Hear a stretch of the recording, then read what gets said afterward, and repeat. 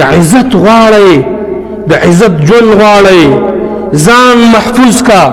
لور دې محفوظه کا ښځه دې محفوظه زما او ستا د ماما زوی د کاکا زوی د ترورۍ بچې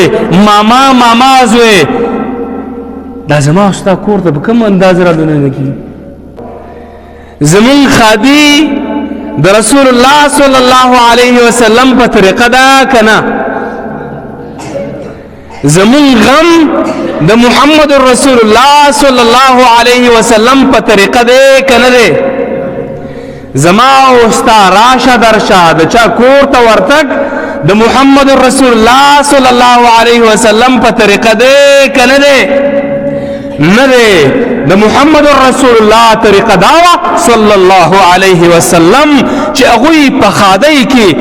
غیر شرعي کارونه نه دي کړي هغوی په خادۍ کې پردې نه دي ماتې کړي هغوی په خوشحالۍ کې د ماما زوی او د ماما لور سره ګډ نه دي ګډولي هغوی په خادۍ کې د ترور د لور سره یو ځای اتن نه دی کړی هغوی په خادۍ کې د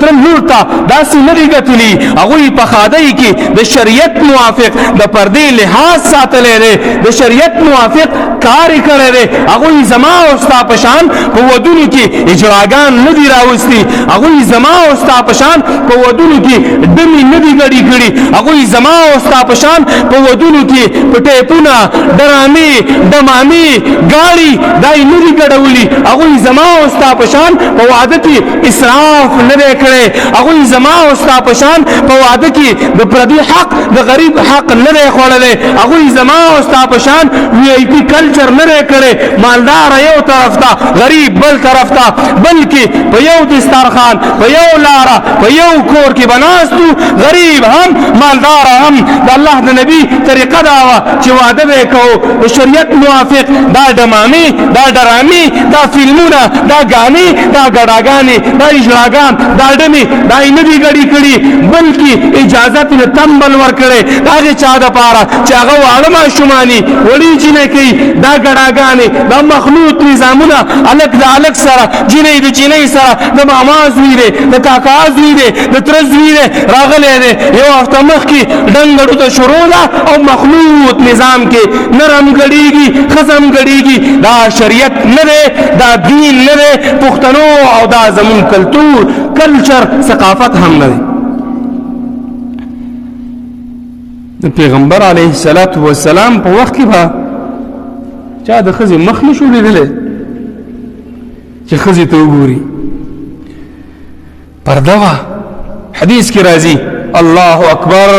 څومره چې د هغوی نوم اخلم والله زما په زړه کې محبت سیوا کېږي رسول الله صلی الله علیه وسلم د شپې راووته داسې روان دی د هغې بیبي هغې پسې را روانه ده ودرېدو صحابه یې ویني ورته وایي ای زما ملګرو دا ستاسو مور ده دا ستاسو مور ده ستاسو مور ده ګورئ چېرته بد ګمان را باندې ونه کوي صحابه وایي د الله رسوله څنګه کېدی شي چې موږ په تا باندې داسې ګمان وکړو ورته وایي شیطان دشمن دی ظالم دی بیا هم کېدی شي ستاسو په زړو کې وسوسه ور واچوي هغوی موږ ته داسې تربیت را کړی چې څوک در باندې شک ونه کړي د شک د زینه ځان وباسه نن پښتون په معاشره کې د فتنې جرړه ګرځېدلې ده د ډمانو سره د اجراګانو سره د ډمو سره په ودونو کې دا مخلوط نه ګرځي نه ګډېږي دا زما او ستا ثقافت نه دی نه دین دی نه شریعت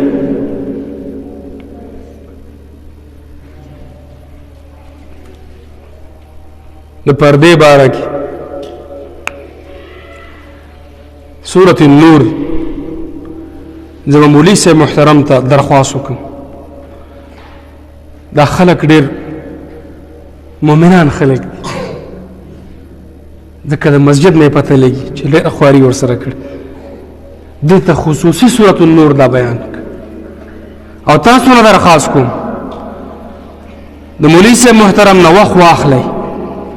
او سورة النور ووایئ بیا عمل کې راولئ د پښتنو د معاشرې خلکو ځوانانو سپینګیرو سپینروبو ملکانو مشرانو که عزت غواړئ د عزت ژوند غواړئ ځان محفوظ کا لور دې محفوظه کا خزه دې محفوظه کا، بچی دې محفوظ کا، وراره دې محفوظ کا، وريره دې محفوظه کا، خریان دې محفوظ کا. سورة النور اوایا تطبیقا په خپل زندګۍ کې راولا. نن زما استاد ماما زوی، د کاکا زوی، د ترورۍ بچی، ماما زوی، دا زما استاد کور ته په کوم انداز را دننه کېږي؟ چېرته چا ګیټ وهلی دی چېرې چې د ماما زوی کره ورځي؟ جواب راکړه. بغیر د اجازت نه راځي. هغې سره زما او ستا ښځه، ستا خور زما خور، هغې سره لاس نه میلاوئ. د تره بچی دی، هغې سره ستا لور لاس نه میلاوئ. د ماما لور ده، ته ورسره لاس نه میلاوې. د ترورۍ بچی ده، ته ورسره لاس نه میلاوې. ولې دا شریعت دی؟ قاعده واوره. الله قرآن کې وایي قل للمؤمنین، سورة النور، مؤمنانو ته وایي څه وکړي؟ یغضضن من ابصارهن، خپل نظرونه ښکته کړي،